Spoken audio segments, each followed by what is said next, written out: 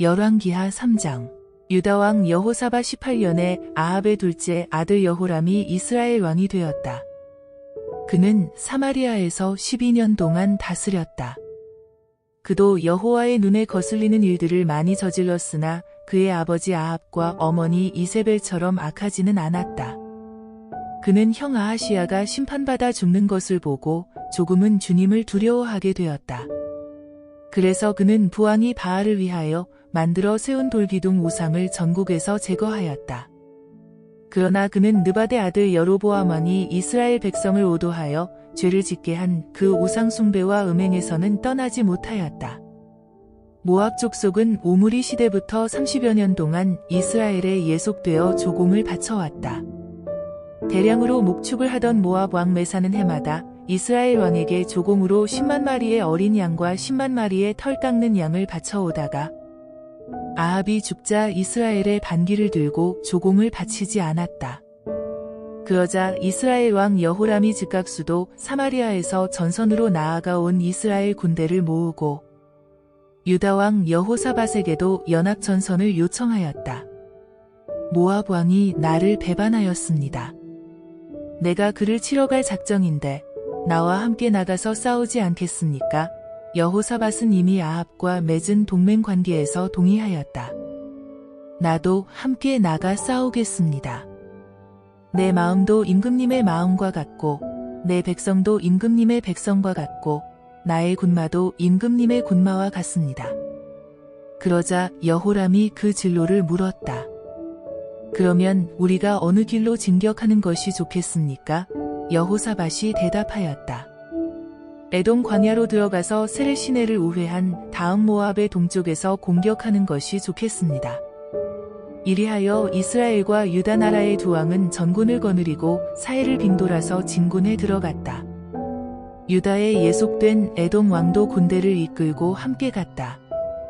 그러나 에돔 사막으로 7일 동안을 진군에 들어가 보니 사람과 짐승이 마실 물이 없었다. 사막에서 더 이상 물을 찾지 못하자 이스라엘 왕이 탄식하였다. 어쩌면 좋단 말인가?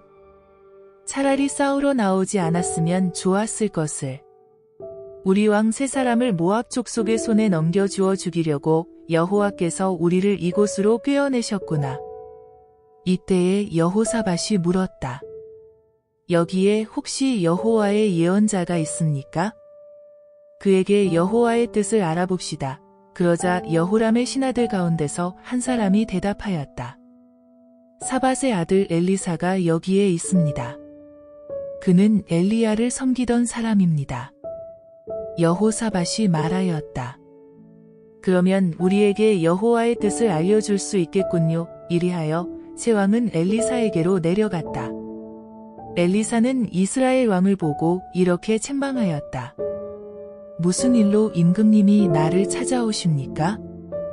임금님의 아버지와 어머니가 항상 찾아다니던 그 예언자들에게나 가서 물어보십시오. 그러나 왕은 겸손히 간청하였다. 그들은 이제 우리를 도울 수가 없소. 우리 세 왕을 이곳으로 끌어다가 모압 왕의 손에 넘겨 죽이기로 작정하신 분은 여호와이시기 때문이요. 엘리사가 도전적으로 대답하였다. 내가 섬기는 만유의 주 여호와께서 확실히 살아계심을 두고 맹세하지만 유다 왕 여호사밧을 생각지 않는다면 내가 당신에게 대꾸는커녕 쳐다보지도 않았을 것입니다. 그러나 이제는 당신의 청을 들어주겠으니 검은 고 타는 사람을 불러오십시오. 검은 고 타는 사람이 와서 애절하게 현을 뜯자 여호와의 영이 엘리사에게 임하였다. 엘리사가 영감을 받아 예언하였다. 주께서 이렇게 말씀하신다. 너희는 이 말라터진 개울 바닥에 수없이 많은 웅덩이를 파놓아라. 너희에게는 바람 부는 소리도 들리지 않고 소나기 쏟아지는 것도 보이지 않을 것이지만 멀리 서쪽에서 내린 비로 인해 이 골짜기에 물이 가득 차서 너희 왕과 군인과 짐승들이 충분히 마시게 될 것이다. 이어서 엘리사는 더 놀라운 예언을 하였다. 그러나 여호와께서는 이보다 더 큰 일을 하실 것입니다. 주께서는 모압 군대를 여러분의 손에 넘겨주실 것입니다. 여러분은 그들이 튼튼하게 요새화해 놓은 성읍들을 모두 정복하고 그들의 아름다운 과일나무들을 모두 잘라버리고 그들의 우물도 모두 메워 버릴 것입니다. 또한 그들의 기름진 땅에도 돌을 던져서 황무지로 만들어 더 이상 아무도 경작할 수 없게 할 것입니다. 과연 그 다음날 아침 성전에서 새벽 기도를 드릴 시간이 되자 에돔의 산속에서 많은 물이 흘러나와 그 온 지경에 물이 가득히 고였다.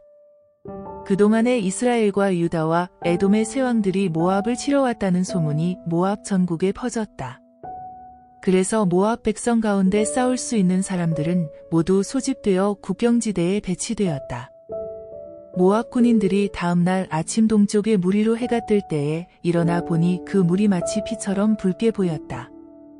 그들이 기뻐하며 속단하였다. 저것은 피가 틀림없다. 왕들 사이의 내분이 일어나서 그 군인들이 서로 쳐 죽인 것이 틀림없다. 모압 군인들아, 우리가 모두 달려가서 전리품이나 주워오자. 그러나 그들이 이스라엘 진지에 가까이 이르자 숨어있던 군인들이 달려나와서 그들을 덮쳤다. 놀란 모압 군대가 패주하자 이스라엘 군대가 그대로 모압 땅으로 밀고 들어가온 나라를 쑥대밭으로 만들었다.